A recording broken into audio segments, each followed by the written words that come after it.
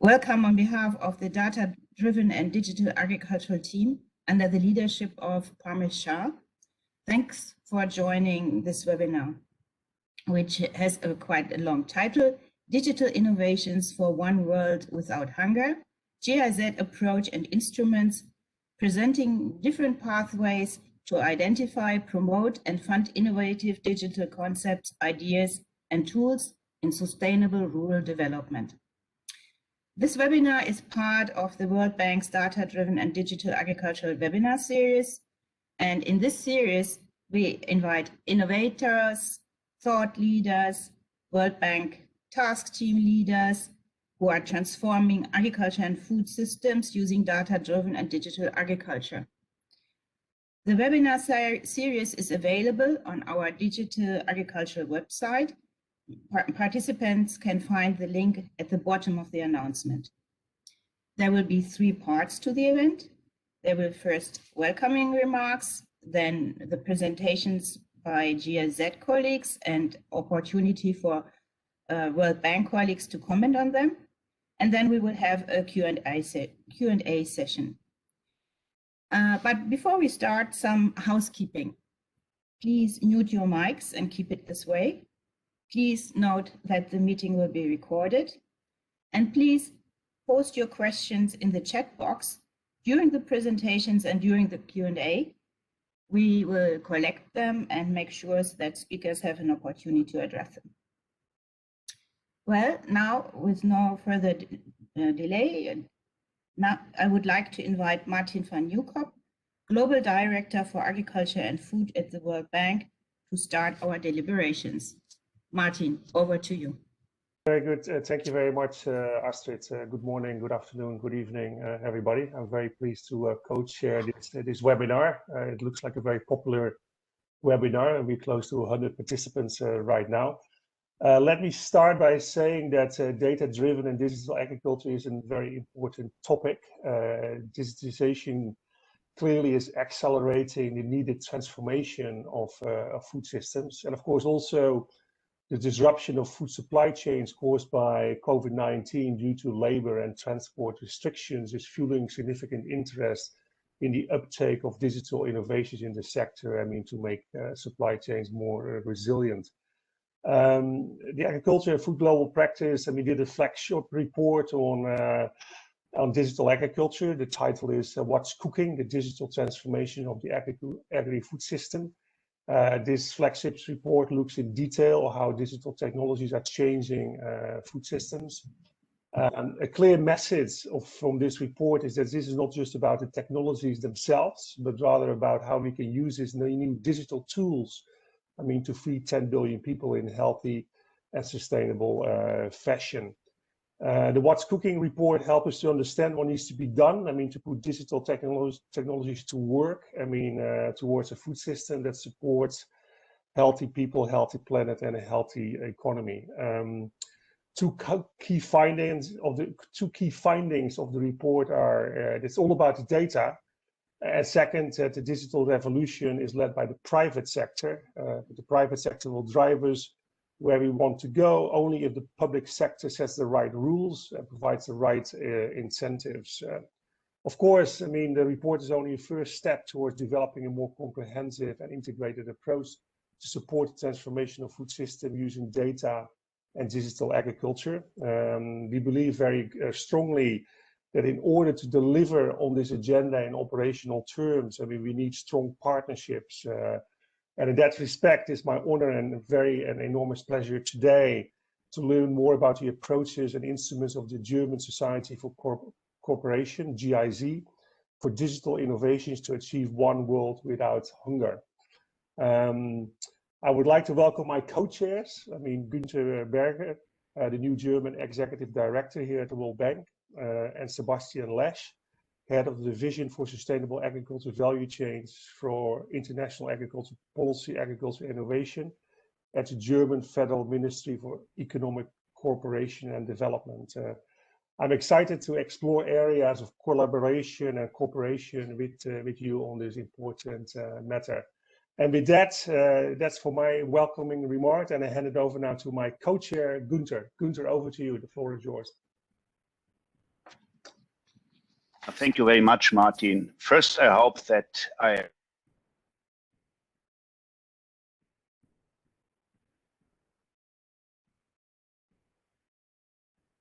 will have. Gunther, we heard you. Okay, now you're there. Great. Okay. Yeah. So I think I will stop my video. That is better. Yeah, Martin, thank you very much for giving me the floor. I'm very pleased to see such a strong interest in the approach on digitalizing the agriculture and food sector in Germany's development cooperation.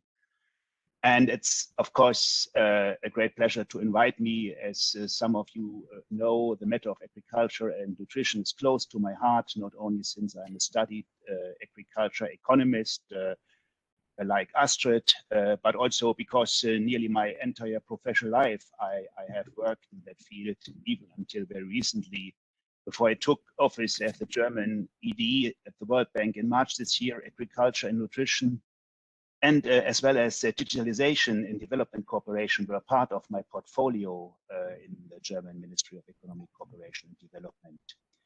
So I'm very pleased to see that our list of participants today includes a number of people I know very well and with whom I have been able to work closely and successfully on the topic for many years. Coming to our topic, and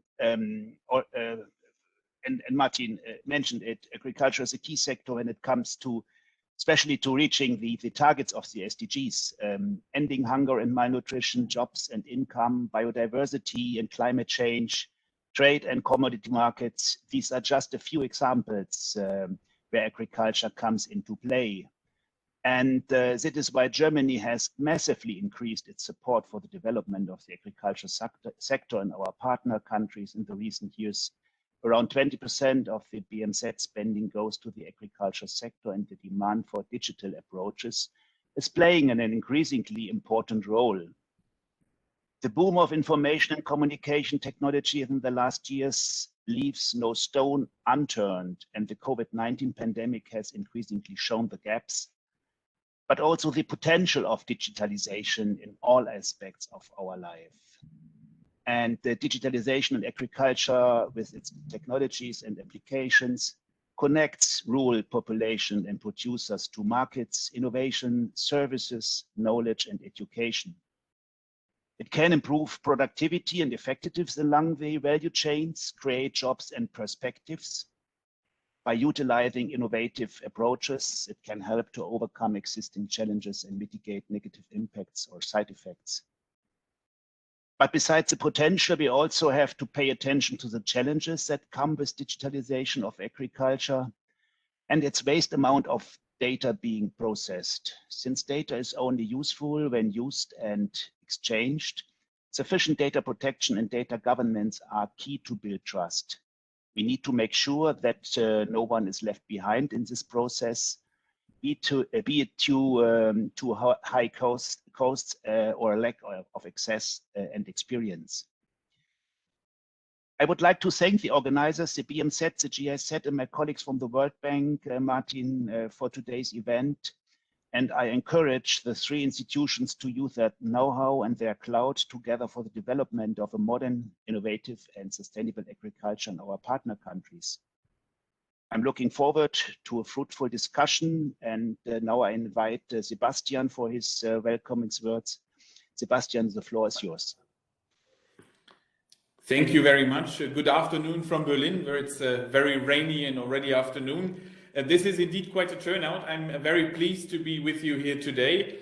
I'll try to be brief and not repetitive. Previous speakers have underlined how important it is to have digitalization in order to achieve SDG 2 and have underlined how Germany is active in the field of SDG 2. We have the One World No Hunger initiative and spend about 1.5 billion euros annually for the area.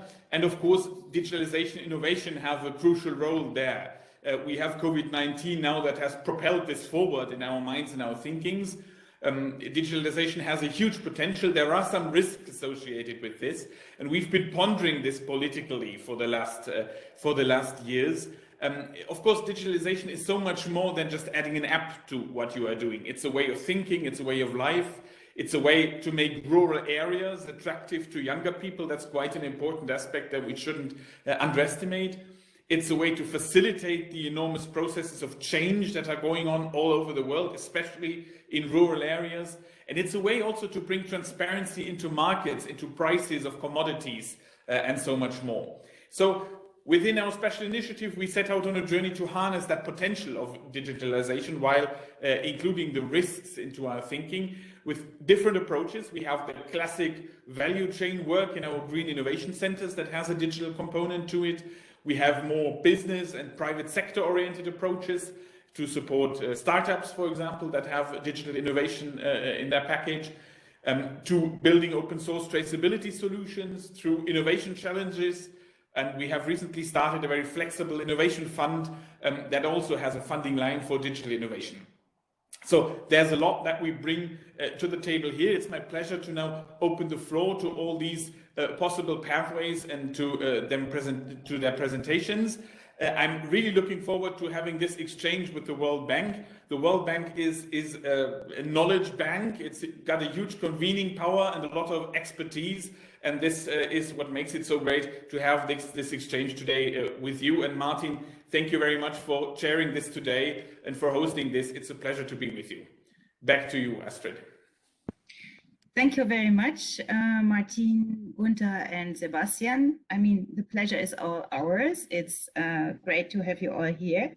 And I can promise you, today, GIZ colleagues will offer a glimpse at the various GIZ approaches and instruments.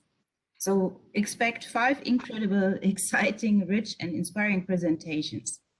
They illustrate a variety of pathways to identify, promote, and fund innovative digital concepts, ideas, and tools in sustainable rural development. The presenters will introduce themselves, because there are so many, but this only shows how broad and how rich the GIZ instruments are. Please check the bios in the invitation for details. And now over to you, Heike.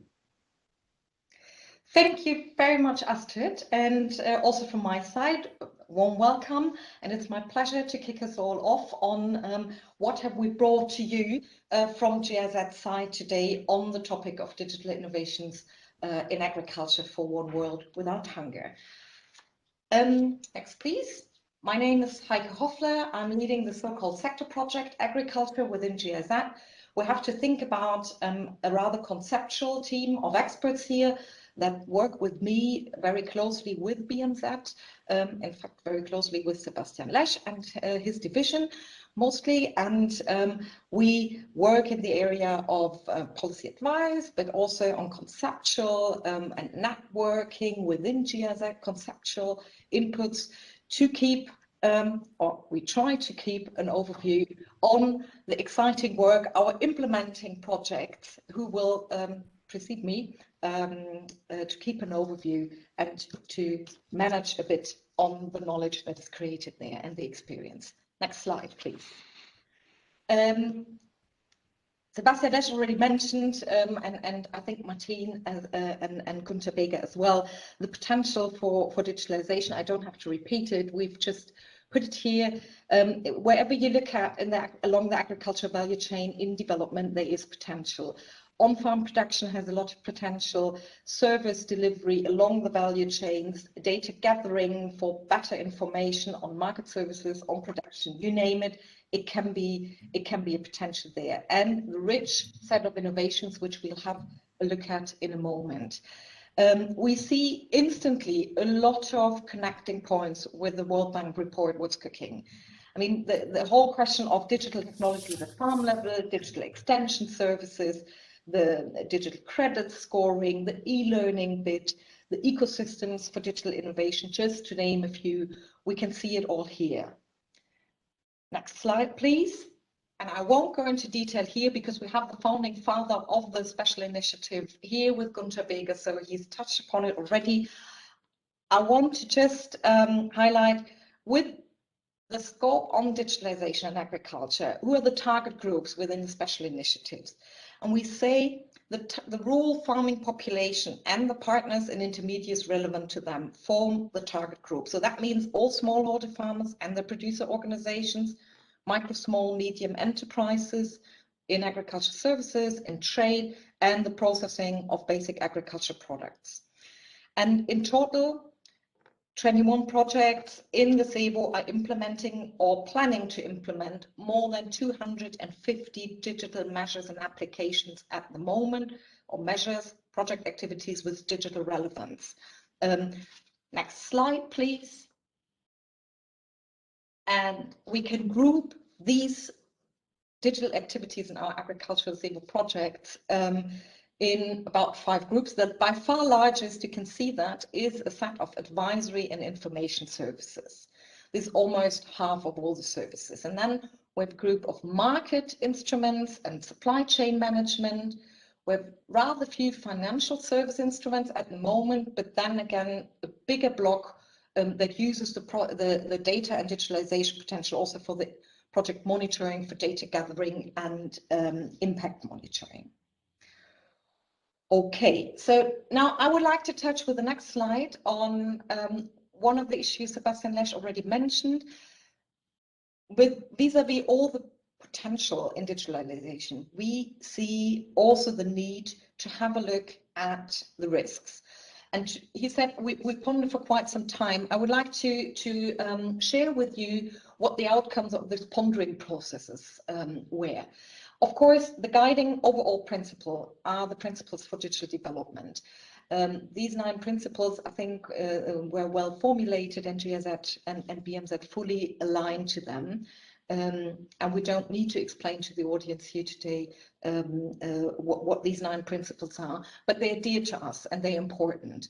And within GIZ as an organization, we translate them by first a principle that we call digital by default, and that essentially means, notwithstanding the sector or the project you're working in, all projects are encouraged and to use digital technologies to achieve their goals and to explore options to innovate and work with digital tools or methods. We have developed what is called the tech detector agriculture. This is like a first, we are not everybody who's working in agriculture is a digital expert. For example, I am not, I am the first to admit, but we have colleagues who thought about this and have developed the tech detector agriculture as a first technology radar to assess, because in the field and when working in agriculture in various countries, a lot of things come up and in a very short period of time. Not everyone is in a position to rapidly assess, is it relevant to my project? Can we use it for achieving our goals? So this tech detector is a help center, so to say. And last but not least, I would like to just mention the responsible data guidelines for GIZ staff who use this when advising and supporting partner organizations wherever the European Union's general data protection regulation does not apply, and as we admit and adhere to using it also outside the EU. Next slide, please. And this is then what we came up with, a reference framework for digitalization in agriculture. I would just like to mention this work. It's based on a GIZ internal process to formulate strategic goals of GIZ digitalization in agriculture, and is currently a work in progress with BMZ to formulate the strategic goal that is mentioned here. And again, it comes back to what Sebastian Lesch said in the beginning. The rural farming population seizes the opportunities of digitalization and deals responsibly with the risks in order to operate in an economically, ecologically, and socially sustainable manner. And to get there, we formulated 3 strategic goals that put an emphasis on, number 1, digital skills, and number 2, on access to low threshold access to data, and thirdly, to a legal framework that promotes a development-oriented digitalization of agriculture. And there's areas of action identified, mainly in education, training, advisory service, secondly in policy advice, and thirdly in the promotion of analysis, evaluation, and innovation. And we are guided by these guiding principles of human rights and personal rights in digital development. So this coming to the last slide from my introduction, when using and applying this, what we formed within GIZ over the last couple of years, an ever-growing group of technical experts meets approximately once a month in the so-called ICT for Ag network. And it's on agriculture, it's IT, it's know-how, and it's a lot of fun. It's a nice community and it's growing. We're exchanging our experiences there. We share the knowledge on new digital applications and project successes. We do invite externals to learn also from other organizations and from research. Just to name a few, we will hear also later on the ENA trace, the blockchain technology and traceability. We've recently discussed climate smart livestock systems there, or we invited University of Wageningen to present their digital agri-hub, an overview on digital agriculture knowledge platforms to us.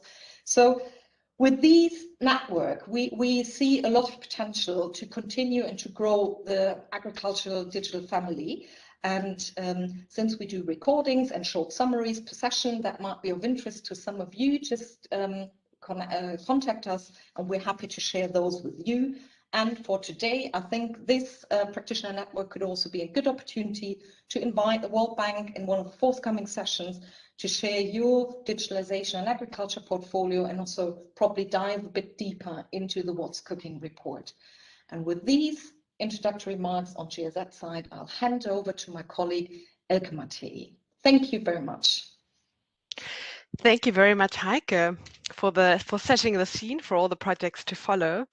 And I'm very, very happy to today introduce to you one of the newest GIZ instruments, as Mr. Lesch had already mentioned, the Fund for the Promotion of Innovation in Agriculture, I4Ag. And with this fund, which was launched in January of this year, so it's very, very new, we see ourselves as a great addition to the SEWOH portfolio. And we have 5 thematic portfolios which form part of this fund, being mechanization, renewable energy and energy efficiency, and digitalization, as well as agricultural research and extensions, and private sector cooperation. So the fund has many advantages, some of them being that we can more flexibly respond to the rapid development of innovations in the sector, which our speakers before me had already mentioned. For example, in comparison to certain projects that have specific predetermined approaches and foci, our fund is a more flexible mechanism that allows for this adaptive and fragile planning within months and years.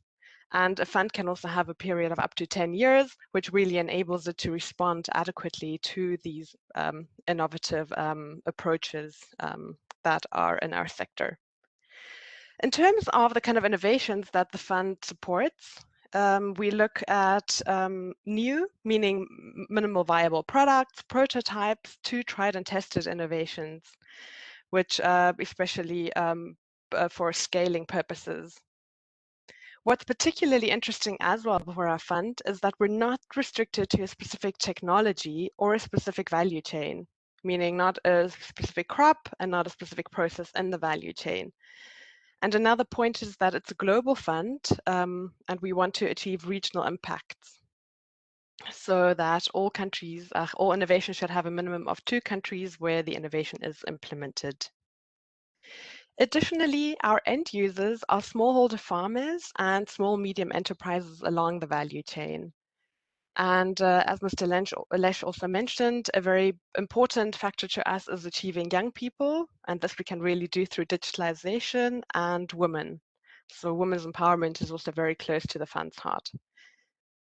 Another point which the fund emphasizes is innovation partnerships. So incorporating a wide variety, diverse stakeholders, actors to implement these innovations together, because we see that sustainable innovations can't just rely on one specific actor, but require several actors to come together to jointly harness forces.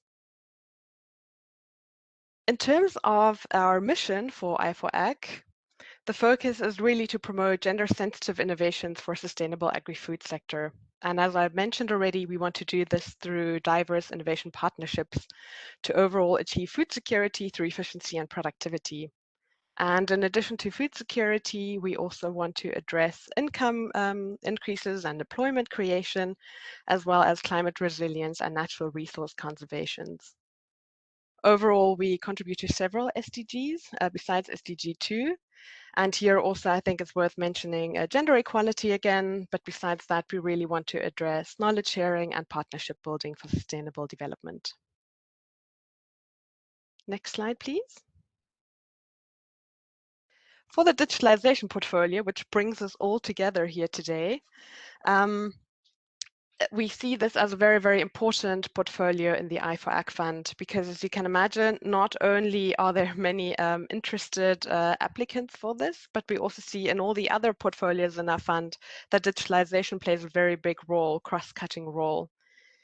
We've received quite a lot of applications actually already in this field, especially on supply chain governance, traceability, smart farming, including platform approaches, digital advisory services, data governance, and data ownership. But we're not restricted to these, and hope, and this is also a call to you, if you have any interesting innovations in this area, to get a hold of us, and we'd love to implement together. And these innovations don't have to be just technical, they can also be organizational, which the risks of digitalization have been addressed previously as well already. And here we really have a strong preference for gender transformative approaches, because we strongly believe that it's not just about testing the technical feasibility of certain solutions, but also understanding the social dimensions, behavior change related to adoption of digital technologies.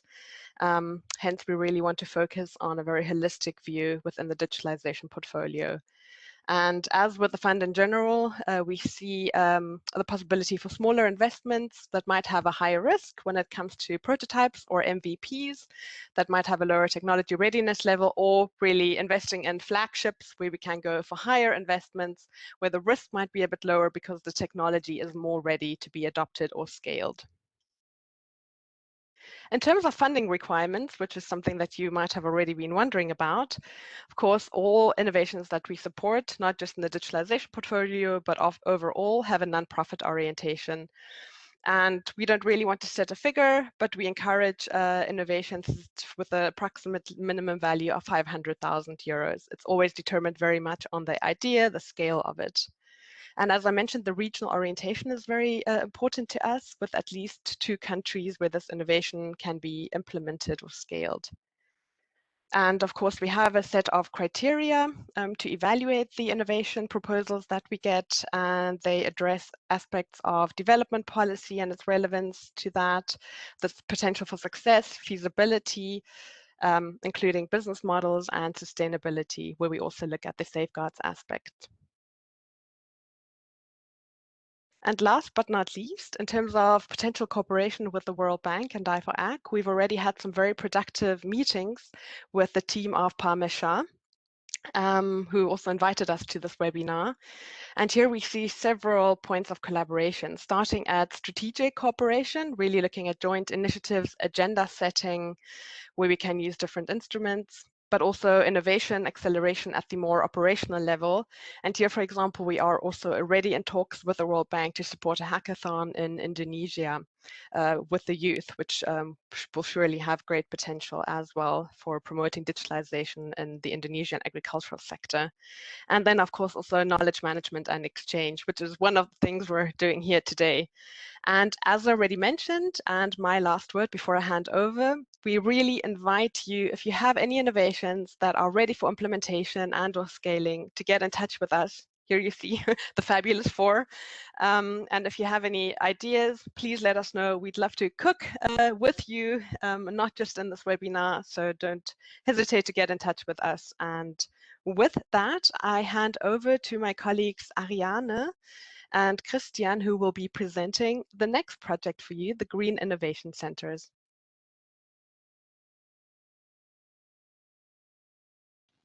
Thank you, Elke, and good afternoon to all of you. My name is Ariane Borgstedt, heading the global project of the Green Innovation Centers, and together with my colleague Christian, we would like to give you a quick insight into ICT's our project. Slide. So we start some general information project to better understand this. Innovation global project is just the project of the GIZ with Hunger's initiative. We are working in 14 partner countries, as well as India and Vietnam. We into different value chains. Our focus for value chains is basic commodities. To support chain basic commodities, and a maximum of 4 chains will be supported in total. Next slide. What is our objective with the global project?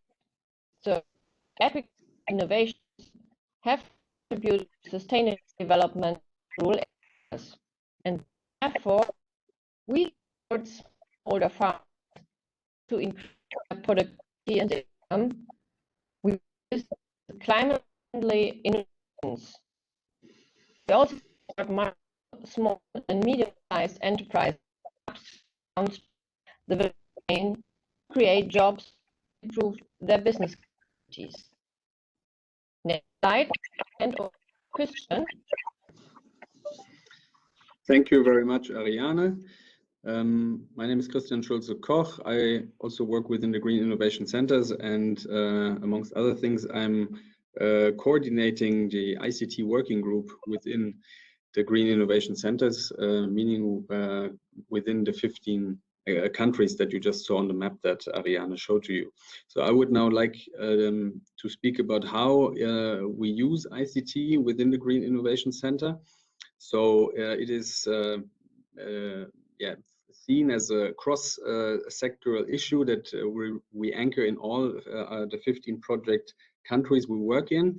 The previous speakers have already elaborated on the potential of digitalization in agriculture development, and also we believe that by using the digital by default approach, ICT can be inserted through the whole value chain and can help us to improve economic development and help smallholder farmers and SMEs to improve their productivity and also to improve the connection to markets.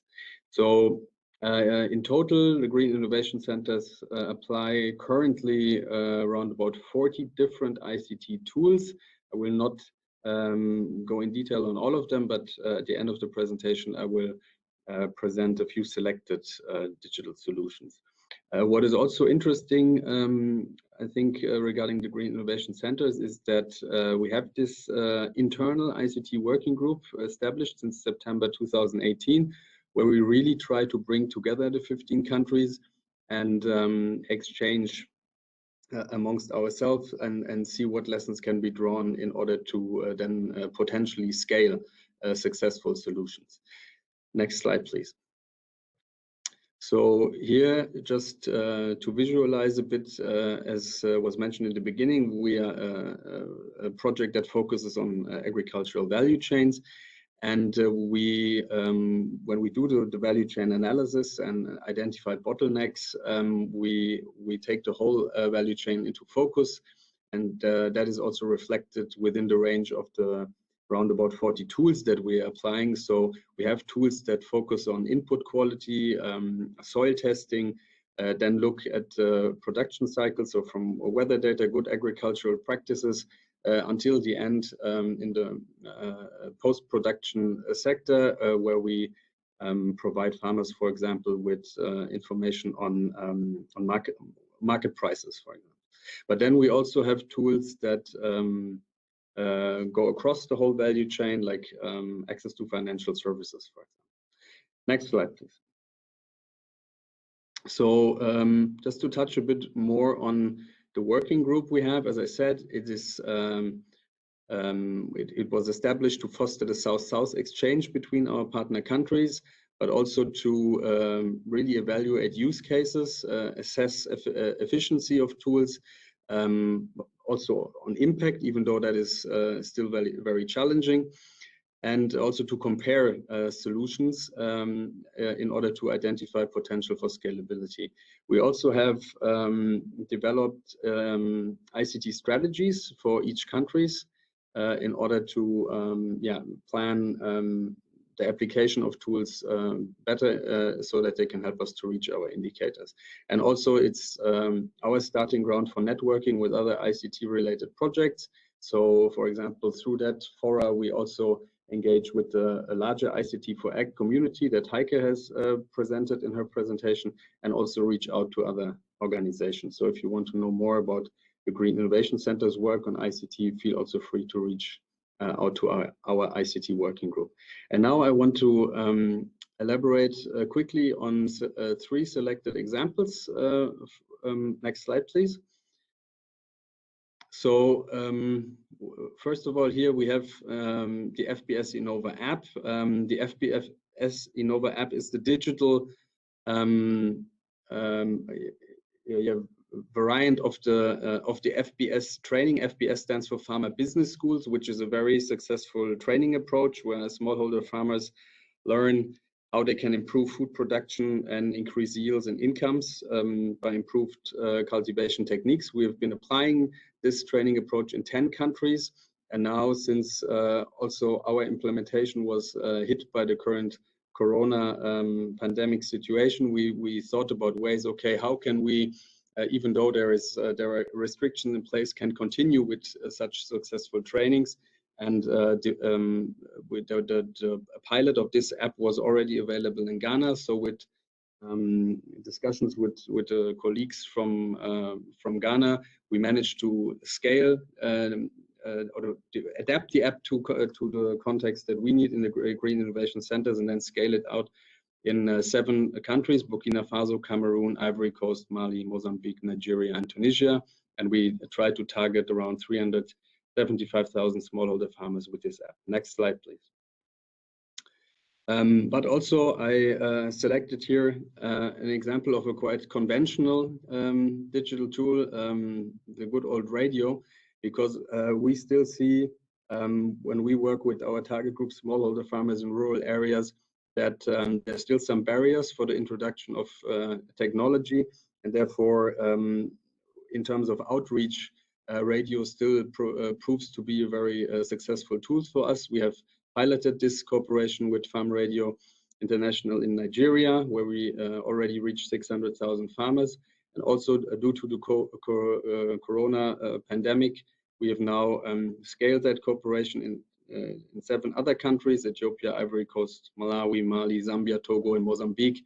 And yeah, have now more than 30 radio shows in these countries planned, and plan to reach out to more than 1 million smallholder farmers. Next slide, please. And this is my last slide with which I will end. This is an example from Ghana, where we collaborated with a startup, Tractor, that provides mechanization services via app. So machines can be booked via SMS or app, and link farmers who are in need of machinery with providers of machinery. And we had reached over 5,000 smallholder farmers in Ghana, and now we are expanding this mechanization as a service approach to other countries such as Benin and Mali. So these 3 examples, just pick them to give you the range of tools that we are applying, from apps to radio and other services. So if you want to know more about that, please feel free to contact us afterwards. I will now hand over to my colleague, Thorsten. Thank you, Ariane, and thank you, Christian. Hello, everyone, and thank you for joining us. And thank you to our friends from the World Bank for having us at this great event. My name is Thorsten Fischer, and I'm advisor for metrics, startup development, and investor relations at the GIZ project GIZ. GIZ, as you can see on the slide, stands for Scaling Agriculture Innovation Through Startups. And basically that's what we do. We promote digital innovation and startups in the agriculture and food sector in Africa. Why? Because the agriculture and food sector, as has been mentioned many times before today, has the potential to become the driving force for economic development in Africa. Innovations are key for the necessary increase in production and productivity for job and income creation. Local entrepreneurs and startups have the potential to generate momentum in the agriculture and food sector with their digital solutions. But most of the startups don't manage to scale their innovation and fully capitalize on the potential of modernizing the agricultural sector. There is a growing ecosystem in the region, but most of the accelerators focus on the idea and founding phase. While this is important, we also need additional programs that help to truly transform the agri sector. And this is what we do. We support at least 30 startups in the growth stage. So companies that have acquired users, launched a product, have first revenue, and are almost ready for the next stage. We offer an investment readiness program that reinforces their overall capabilities so they can level up. And we are running many of these programs over the course of 5 years with the ultimate goal to digitalize 100,000 people and increase their income significantly. So in other words, we support startups as a tool to improve the economic situation of the rural population in Africa. For this to work, we needed to design a streamlined process that makes sure that we select the right startups that truly help us to reach this goal. We took a deep look into the Startup Accelerator Handbook and designed the following process. We run a call for applications, do an internal shortlisting, and present these candidates to a jury of experts during a virtual pitch event. Throughout the process, the startups need to provide information about their vision, their team, their product, how they would benefit from joining our program, and above all, how they would contribute to our goal of income increase for smallhold farmers. Finally, we select about 16 startups for the IRP, the Investment Readiness Program. Next slide, please. The next, yeah, thank you. Our main assumption is that better finance startups can reach more people and therefore have a broader impact in our target group. Based on this, we can align the interest between potential investors, the program's objectives, the startups, and their customers. The Investment Readiness Program is geared towards the specific needs of each company. We run a deep examination on how the startup can make it to the next level. Then we draw up development plans, assign mentors for their specific needs, and prepare them for pitching in front of VCs, angel investors, and the like. Topics where we support them are business model optimization, marketing plans, tech support, leadership skills, making better data-driven decisions, and so forth. It really depends on what are the current roadblocks for this specific startup. We also organize at least 3 events, with the final event being a demo day in front of investors and other attractive partners. And finally, they graduate. Can you go back? And finally, they graduate and emerge with strengthened capabilities on an overall better toolset to reach their goals. The program is still new, and we are only running the second investment readiness program now. And now you can go to the next slide. There are at least 3 more to go, but let me share a few experiences from what we have gathered so far. We have worked with companies from 12 different countries throughout sub-Saharan Africa. Our startups range from e-commerce platforms for agricultural inputs and farmer supply to novel dairy business solutions and animal health. On average, we receive over 250 relevant applications, and we accepted about 4% of these companies. Since the agricultural sector is largely driven by women, we are also working on reaching more female founders. It is a challenge in the male-dominated tech world, but we were able to increase the percentage of female founders between the first and the second cohort by 5%. Next slide, please. What's next for ZEISS? As we have achieved a proof of concept throughout the first 2 years, we are currently expanding the project in different ways. Firstly, we have started a new partnership with the Bill and Melinda Gates Foundation to run a program specifically focused on livestock. Secondly, we will put more effort on gender inclusion and Francophone Africa with dedicated activities. And currently, we are preparing our next call for startups for the cohort of 2022. It will launch in July on the VC4L platform, so please watch the space. And our next demo day will be in September. So if someone in the audience wants to increase their portfolio of agtech startups, please reach out to me or write us at zeiss@giz.de for an invite. On a similar note, we are always looking for investors who would like to learn about relevant investment opportunities in this exciting and impactful space. And lastly, we are looking for additional ways to align technical and financial assistance to make sure that the great companies we work with are equipped with the resources to execute their vision. Next slide. We are a small team of 4 advisors with Michael Bernhard at the helm and the great support of Edmund. Next slide, please. Since I'm probably running out of time, please feel free to contact me in the chat right now or via email if you have any further questions or like to know more about the startups that we support. Thank you for your attention and enjoy the next presentation by Lars on digital traceability in supply chains. Thank you. Thank you very much, Torsten. Can you move to the next slide, please? Yeah. So my name is Lars Karnert. Hello, everybody. I'm working in the GIZ program on sustainable agricultural supply chains and standards, and within that, in particular, in the cross-cutting component dealing with digitalization. Next slide, please. And I would like to put the topic of traceability a little bit into a broader perspective. So let me start off with a bigger picture on digitalization as we see it, and the different building blocks that we are working on. So just as Martin has quoted the What's Cooking report in the beginning, it's all about data. And the same goes also for traceability, because bluntly speaking, you could say traceability is you have a certain agricultural product and you have data attached to that, and those data or this information is transported along with the good along the supply chain.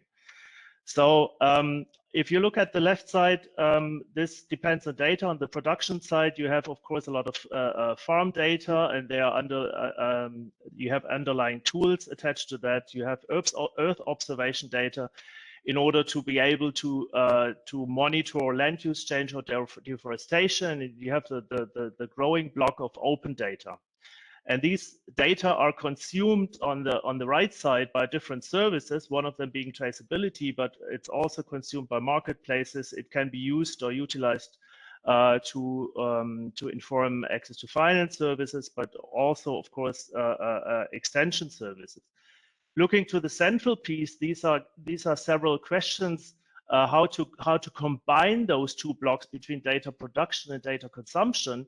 And there are questions like how to ensure that data speak the same language, how they are comparable, and in particular, how our different technologies interoperate, but then also on the more political aspect related to data, like data security, data privacy, and data sharing. Next slide, please.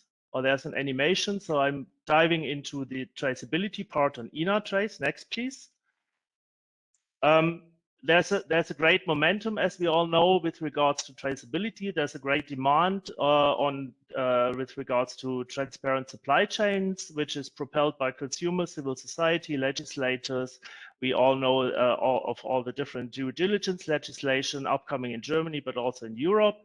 But also businesses themselves have, of course, a vital interest in having a better control of their supply chain, risk management, etc. So our guiding question is, how can we translate this momentum into a scaled impact at the producer level, and in order to really protect ecosystems in origins? There are certain hypotheses with regards to benefits that include better market integration, efficiency gains, etc., and better control over their own data. Next, please. So coming into the actual topic right now, so what we have done in terms of traceability, we have developed or commissioned the development, I need to say, an open source traceability tool under the name of Inatrace that allows to trace agricultural products along the supply chain until the end customer.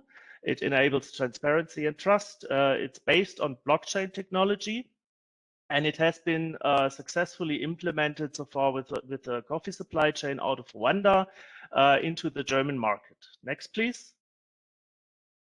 It has been, as I said, it's open source. It has been published on GitHub. You can go there and take it under an AGPL license. And that means that it's free to use and it's free to adapt, and you can tweak it as long as further developments are published under the same license. And we have put great emphasis on its transferability and scalability, and it's highly configurable and adaptable to specific needs and other contexts. And here are the principles for digital development, but I don't dive into details here either. Next, please. So in a nutshell, what does it do? It captures all the processes from harvest along the entire supply chain up to the end consumer. Data points can be configured. Individual lots can be defined and have individual QR codes. And on the screenshot, you see if you have a certain lot in front of you, then you can trace back and see further down which farmer has contributed how much and has received which payment. Next, please. There's also a customer front end behind the QR code on the pack, where all the parameters that have been transported along the chain can be communicated to the end customer, such as provenance, chain of custody, the value share, quality and other parameters, also licenses. It also produces stories and a feedback mechanism.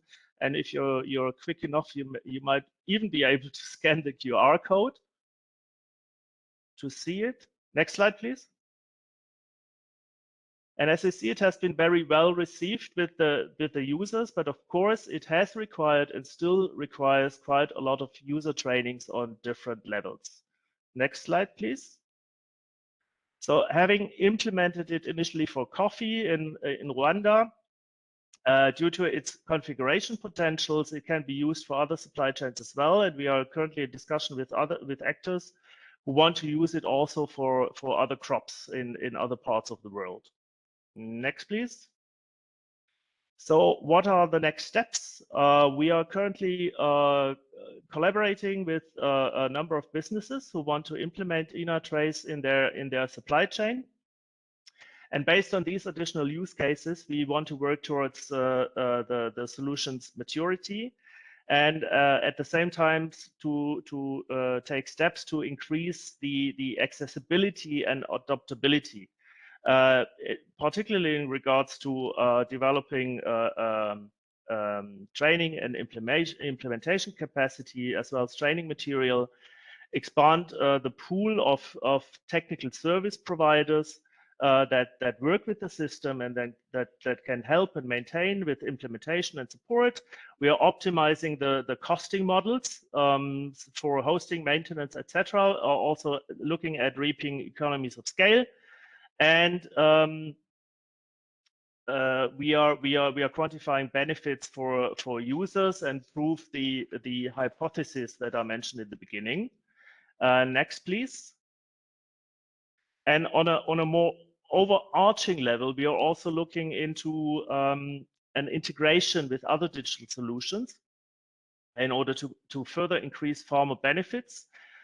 We want to engage with the different stakeholders to work on especially on the central piece of this graph here, in order to put more grease to the digital environment in agriculture, and increase accessibility of digital solutions for farmers and farmer organizations. And with that, thank you, and I guess back to Astrid. And that's our team. Thank you. And that's a link to the Inatrace website. Thank you very much, Lars, and thank you very much to all our presenters for very rich, information-heavy look out of the work of GIZ. We are going to share the presentations and also the recording. The link of the website is in the chat box. Please continue to post your questions. We're collecting them and giving presenters a chance to respond to them. Just as were so many different topics, to recapitulate quickly. So we learned from Heike about the ICT for Ag, which is the overall GIZ sector project. Elke presented the I4A, Innovation for Agriculture, a fund for the promotion of innovation in agriculture. Then Ariane and Christian introduced us to information and communication technologies in the Green Innovation Centers. Thorsten showed us how to scale digital agriculture innovations through startups, SAIS, and Lars presented GIZ's tool on traceability, INATrace. Well, you know, it seems there are enough acronyms for a quiz. Good to know that the World Bank isn't the only one cooking alphabet soup, but okay. Now we'll come to the third part of this event, the comments by our World Bank discussants. First, I would like to call on Dina Umali-Deininger. Dina is the practice manager for the East Asia and Pacific region in the Agriculture and Food Global Practice of the World Bank. Dina, you have the floor. Thank you, Astrid.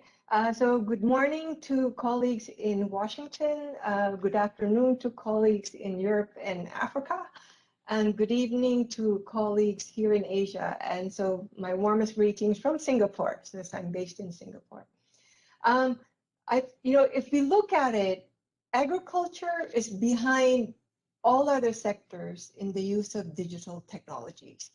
And COVID-19 has shown how far behind we are with all the COVID restrictions, so that farmers cannot sell their products because they have no way to meet the people they used to sell it to before, or they cannot get their inputs for their farms, or they cannot receive the extension that used to be provided by officers.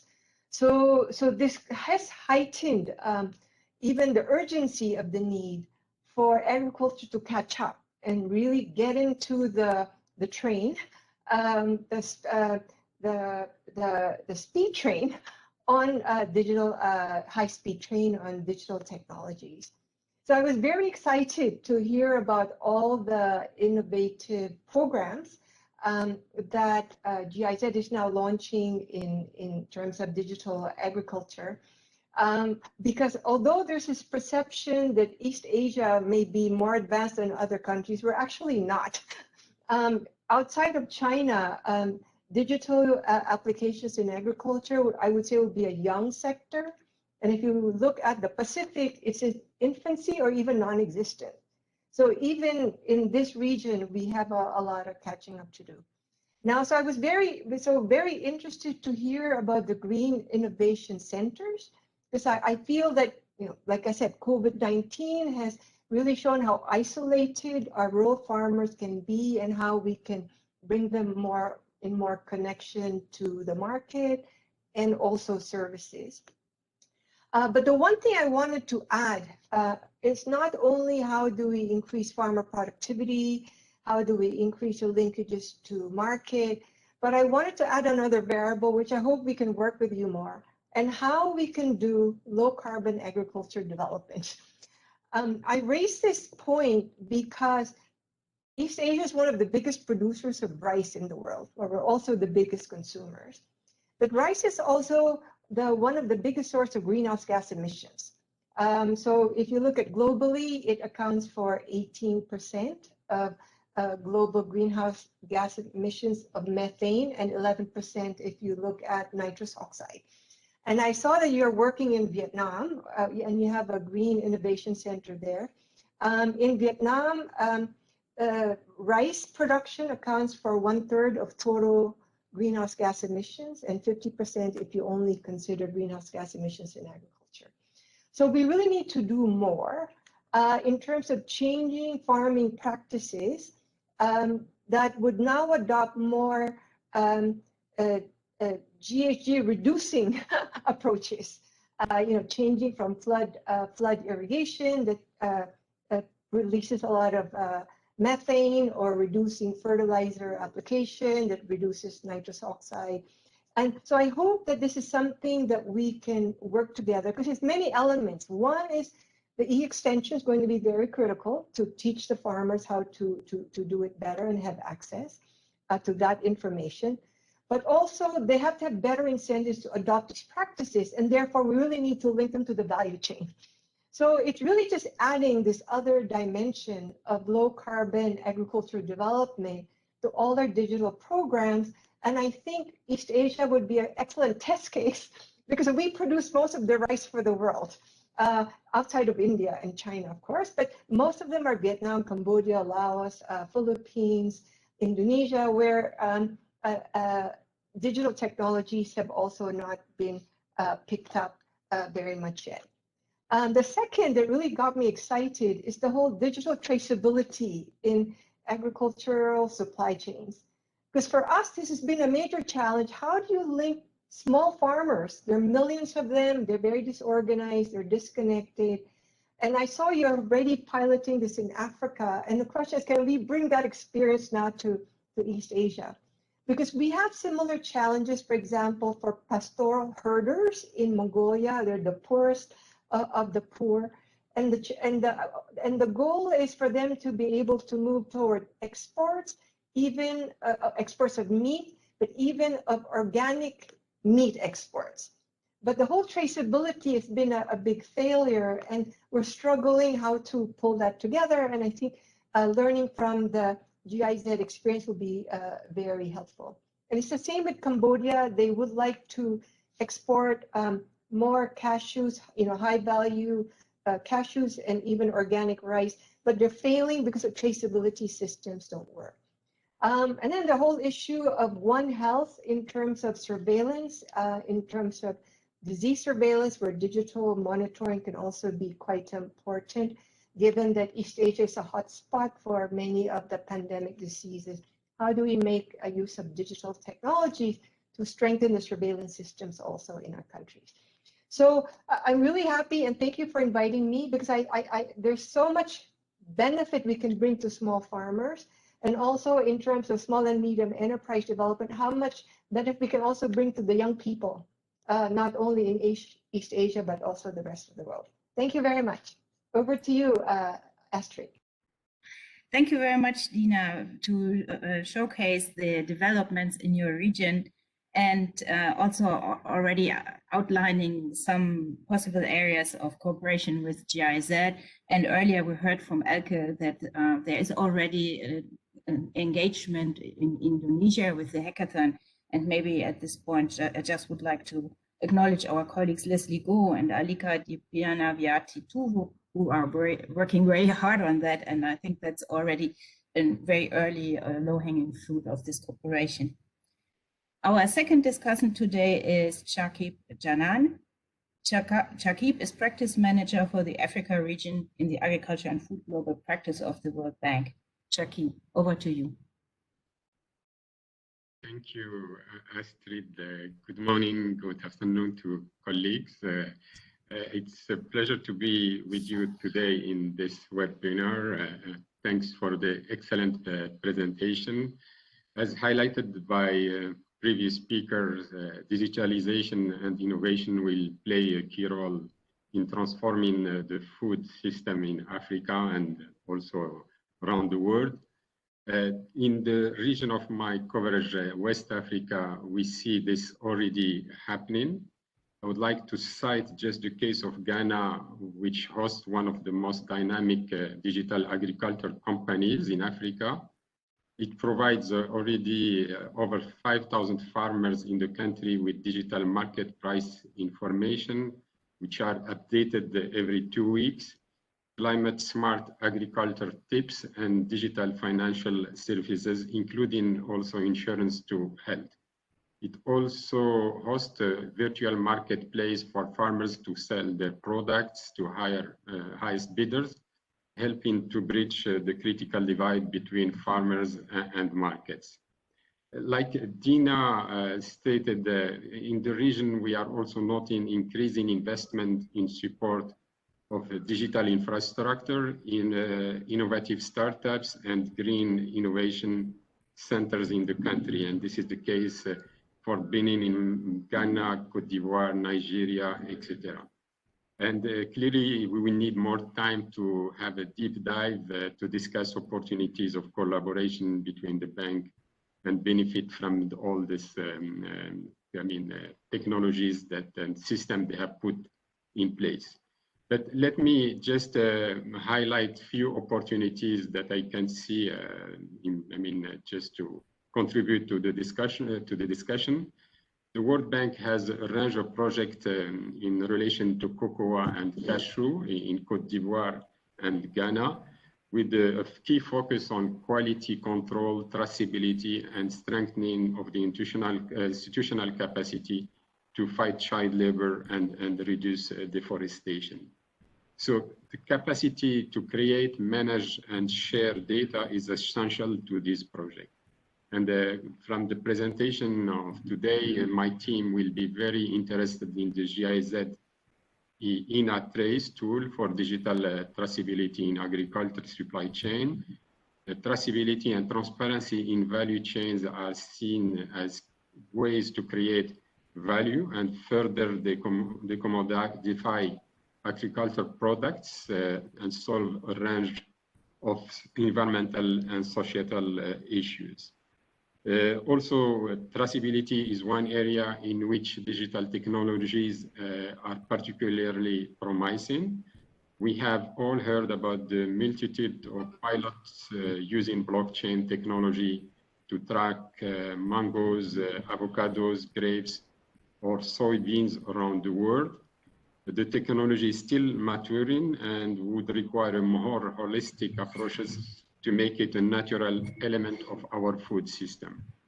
Now, looking at the Sahel countries, which are also of interest to GIZ, and I've seen in the presentation that they are present in a number of countries. This is a region faced with growing needs, shrinking resources, increasing food insecurity, and higher frequency of drought and floods due to climate change. So addressing these uncertainties are key to reduce food insecurity, poverty, and also migration. So of particular interest to me will be to working with GIZ to identify viable delivery models for tailored climate information and agricultural advisory services. This is very important for our partners in the region, especially weather, climate, and hydrological services, as well as early warning information and agro-meteorology services, which can help food producer to better adapt to increasing weather variabilities, including also the herders. So more broadly, the bank is promoting a number of e-agriculture projects in West Africa to increase access to digital and services and leverage digital platforms to improve farm productivity and access to market. Here again, areas of possible collaboration with GIZ could look at supporting the countries in the review and improvement of the digital service environment through provision of technical assistance. This may include reviewing the legal and institutional framework, supporting the extension of digital infrastructure in rural areas, and also capacity building in digital solutions in agriculture, digital platforms for the ministries, and also all what's related to e-agriculture services. So let me stop here, and thanks again for inviting me to this webinar, and back to you, Astrid. Thank you very much, Shakib. That was very, very insightful, especially drawing the attention to sub-Saharan Africa.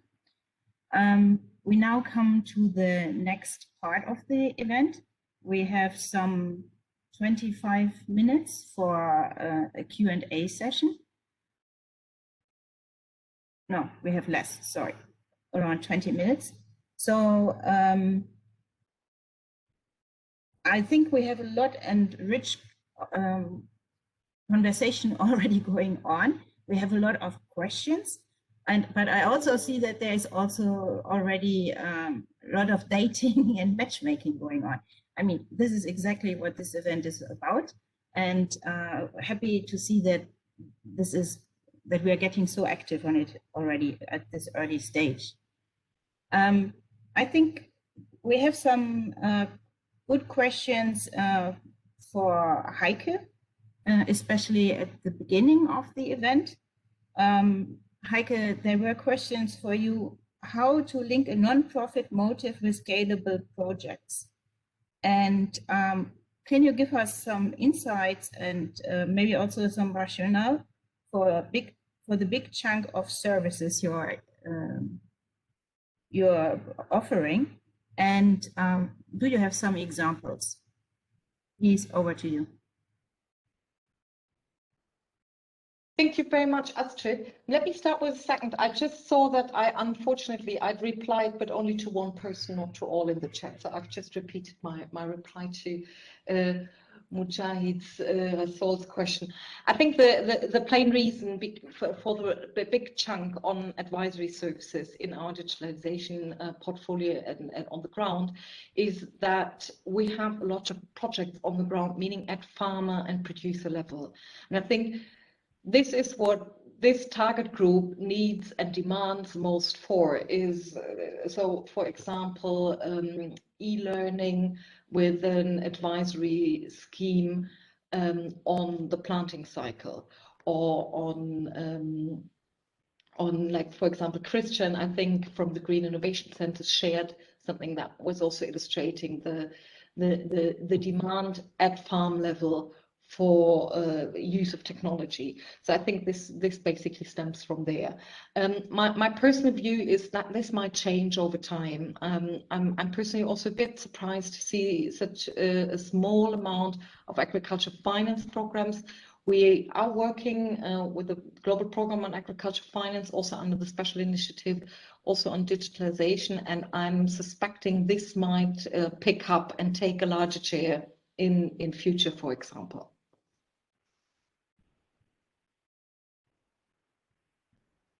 Thank you very much, Heike. That was very, very helpful and insightful. Any other colleagues from your team who want to come in on this topic? Okay. I think there was another question in the chat, which is more going onto the relation, or asking, you know, there are such a huge there are so huge differences between the conditions in which smallholder farmers are producing. And so there is the question, how do we tailor the right solution for the right country, or even smaller communities? Do you have any insights and information on this side from GIZ? How are you tackling this question?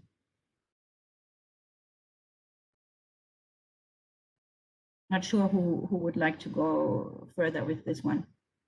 Thanks, Astrid. Maybe I will start, and I know that some of the colleagues, for example, Lars with traceability, with InaTrace, and Christian and Ariane from the Green Innovation Centers have a lot of experience on this as well. So maybe from the I4AC side, as you know, we're a new fund, so we can't really report on any experiences yet, but we've been working, and my colleague Johanna and myself, for many, many years in the digitalization space already.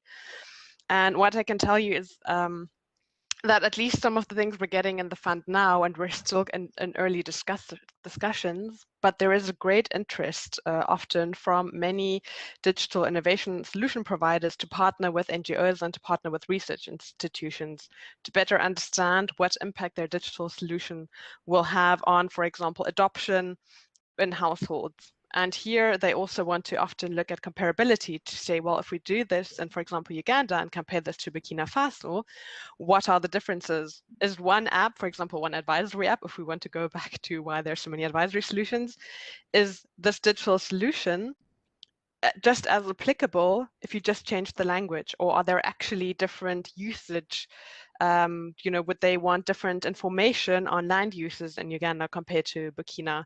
And that's why we see more and more, at least in the digitalization portfolio, people partnering with these NGOs who want to better understand it and research institutions so that they can, yeah, have a better, more in-depth look at this. And we find that very interesting. And that's why we've actually decided in the fund to encourage these diverse partnerships to look exactly at that. And then I think one thing is really investing in human-centered design at this stage.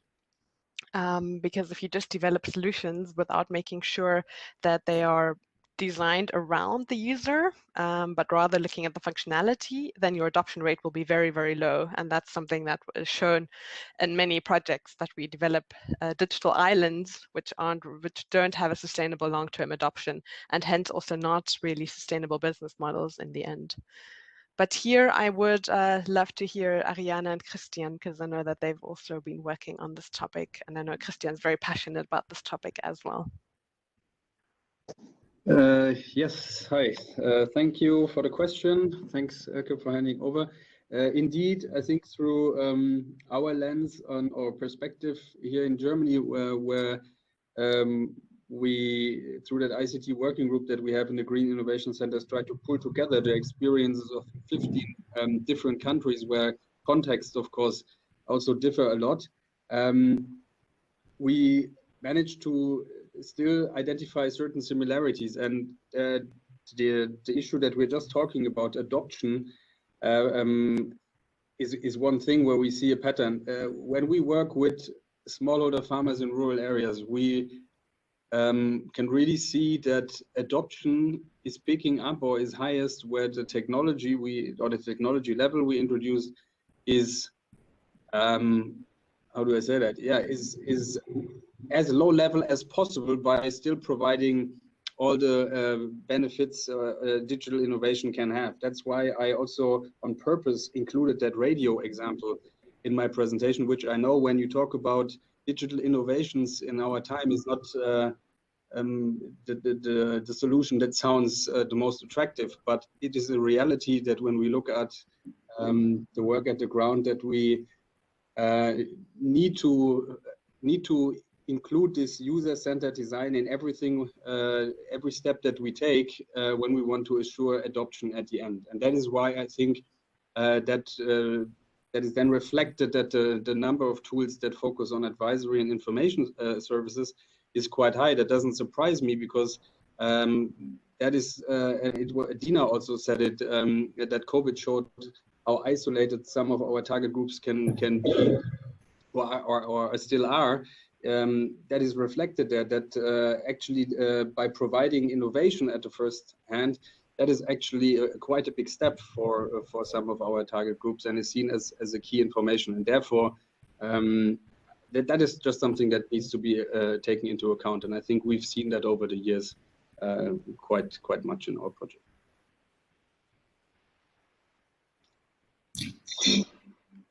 Thank you very much, Elke and Christian.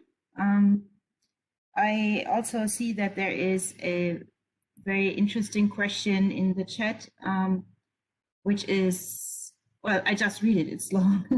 How can the promotion of digital tools and services ensure maximum freedom for farmers to choose their source of information and provider of a specific service? How could tools, apps be promoted that are not restricted to a specific service provider? For example, pest control or marketing. And how can who can this run and maintain? Is this for government agencies or who has the capacity? Not sure who best to answer this question.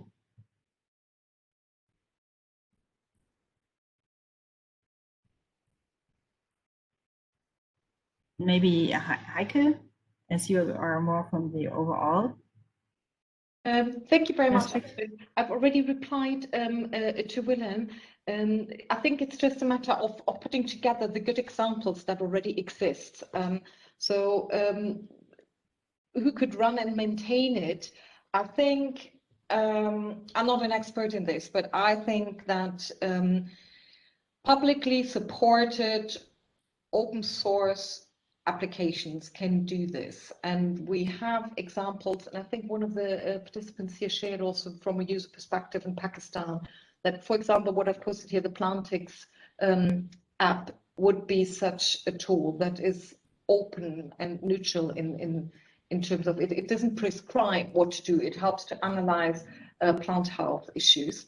So I think it's a matter of putting together the good examples that exist, and probably again, what I could mention, and I will try to share it in the chat in a minute, is the Wageningen University Digital Agri Hub, because that's already a good collection of such good examples.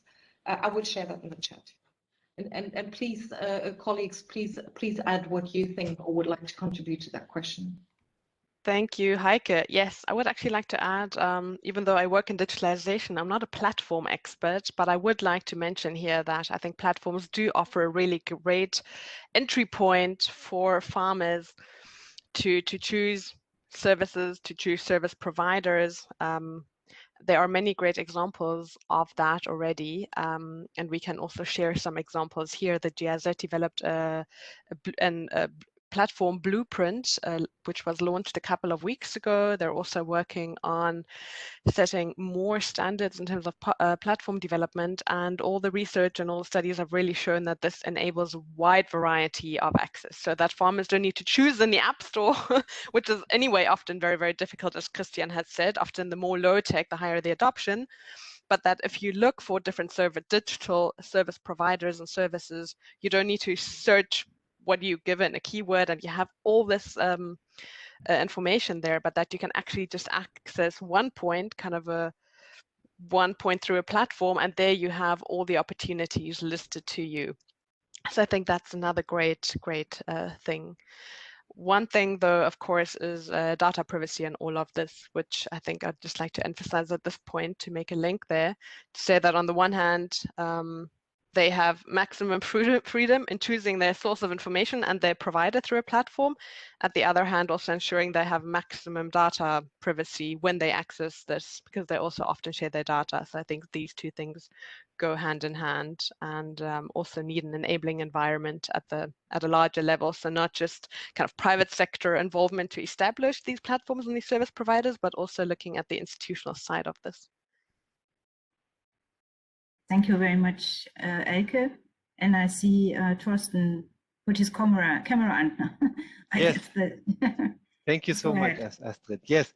Obviously, since we're working with startups, I have to add the perspective from the startups here. And I'm very much convinced that if you have a thriving startup ecosystem, with funds available, with people getting the support they need to turn ideas into prototypes and prototypes into companies, this will also increase the amount of freedom, because it gives small farmers more choices. And also, if the choice that fits your needs in the best way is not available, if we do have a good support structure coming from different sources, from foundations, from institutions like the World Bank, GIZ, and so forth, but also, of course, private investors and VCs, there is a possibility for people to observe a problem and build a solution around that problem, and therefore maybe moving from farmers into entrepreneurs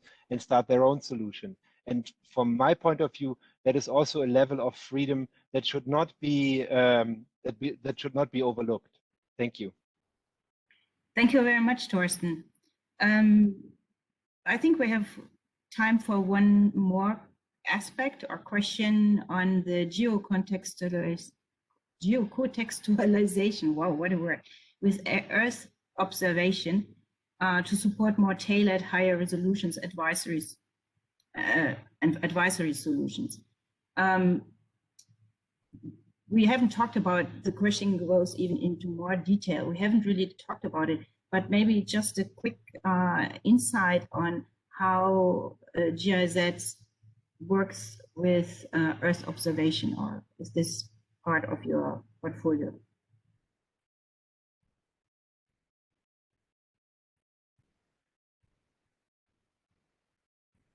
I'm not sure to whom best address this question. Maybe I'll just quickly jump in, and maybe even my colleague Lars can say something, because I know his colleague Pascal is working on this topic very, very proactively.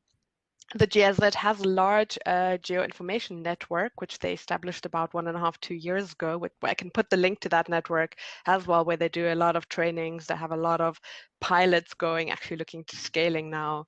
So that's a network which has really grown, which is a link between German development cooperation actors as well as the private sector. In the kind of spatial sector, and yeah, I think that might be of interest to many of you who are working on that. And of course, in terms of that, even in the I4AC fund, and I know many other colleagues also, and I think maybe even Christian can say something, I'm not sure whether that's also been included in the Green Innovation Centers, are using different Earth observation methods. Whether it's monitoring, we're looking into potentials for soil organic carbon and carbon certificates. So yeah, there are so many possibilities, and that's something that we're definitely looking into. But I'll post this link in the chat now to this specific early GIZ established network, which you might be interested in joining their trainings, thematic fora, etc., if that's your niche. Okay, great. Thank you very much, Elke. So I feel we are coming to the close. And I guess, obviously, the most important question to us as World Bank is, how can these funds and solutions work by GIZ? How can they work together with our World Bank investments? And I would like to give the floor again to Martin. Please, Martin, you have the floor. Thank you very much, Astrid, and a very big thank you to Heike, Elke, Ariane, Christian, Torsten, and Lars for their excellent presentations. Also, thanks very much to Dina and Shakib, for their interventions. So kind of to sum it up and provide some closing remarks, let me just highlight, I think, the three things that I kind of picked up very broad. One is, I think listening to the presentations and the conversations, clearly a very strong confirmation that data-driven agriculture and digital agriculture is a very important subject. A clear recognition about the enormous potential of those technologies, particularly since they're able to kind of, resolve multiple constraints, that farmers face in kind of simultaneous fashion. But at the same time also, clearly from the many interventions and presentations, a clear awareness about the risks that also need to be addressed when we kind of move forward this agenda. There clearly is a big agenda here to avoid, that smallholder farmers and their families, don't end up, on the wrong side of the digital divide. In that sense, well, I said earlier, also the conclusion of our What's Cooking report. This is a private sector space. There clearly is a role for the public sector here also to make sure, that this technology and its rollout is very inclusive. And I think, that sounded very much true in the interventions and the presentations. I think the second point is clearly, I take up Dina's point, that the agriculture sector and the food system compared to other sectors, is a kind of behind when it comes to the application of digital technologies. At the same time, listening to the presentations, a lot, of course, is happening. And, it covers a very broad range of issues, a lot of pilots, a lot of innovations, a lot of new initiatives. So this is really a field that's on the move. And I think we're getting to a point, that's what I sense, is that, how can we bring this to the next level and actually mainstream this and how to scale it up. And that brings me to my third point.